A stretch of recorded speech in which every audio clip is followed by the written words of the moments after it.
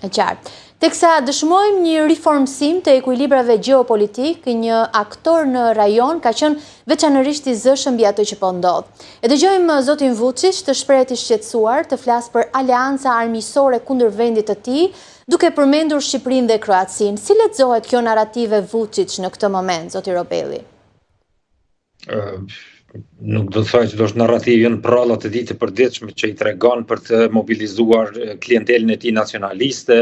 Ka disa muaj që ndërton këto skenarësh që Serbia është e rrethuar dhe e rrethuar nga armisht, nga shtete jo miqësore, nga shtete që po armatosen. Në fakt shteti që paguan ose që harxhon aq shumë para i pari në Ballkan për armatim është Serbia dhe shteti që ka shkaktuar trazira dhe tensione në vitet e fundit në Ballkan është Serbia, në Maltëzi, përmes kishës ortodokse dhe aleatëve të vet politik, në veriun e Kosovës 2023 me një sulm terrorist ku kreu i këtij sulmi terrorist jeton i lirë në Serbi dhe mbrohet nga qeveria dhe nuk është përballur asnjëherë me drejtësinë.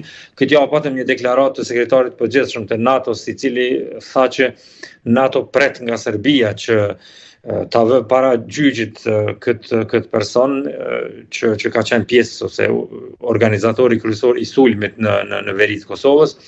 Është pjesë e retorikës së Vučićit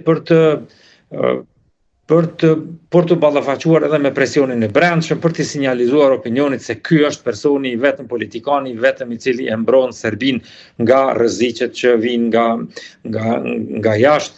Këtu natyrisht luan rol edhe një rol të madh dhe shtypi, do të thosha primitiv, i Serbisë, i cili është i afërt me regjimin e Vučićit, i cili rregullisht ndërton skenare që fuqitë perëndimore duan të harxojnë Vučićin, pastaj neonazistët kroat duan të harxojnë Vučićin, edhe shqiptarët natyrisht që përdoren edhe termet e tjera fyse edhe pejorative.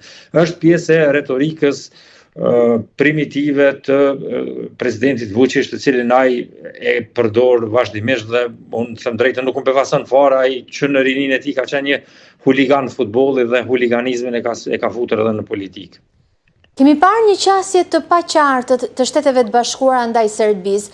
Administrata Trump shton presionin ndaj regjimit të Vučić duke sankcionuar kompaninë shtetërore të naftës NIS dhe duke kërkuar reduktim të bashkëpunimit me Moskën, nuk e fton Serbi në bordin e paqes në Davos, por nga ana tjetër e përjashton nga lista e vendeve për të cilat pezullon vizat. Në çfarë pozitash është raporti i Serbisë me SBA-n, por edhe me ndërkombëtarët në përgjithësi sot, dhe sa i rëndësishëm është fakti që ishte presidentja e Kosovës, zonja Osmani, dhe jo Vučić, që firmosi me zotin Trump pjesëmarrje në bordin e paqes në Davos?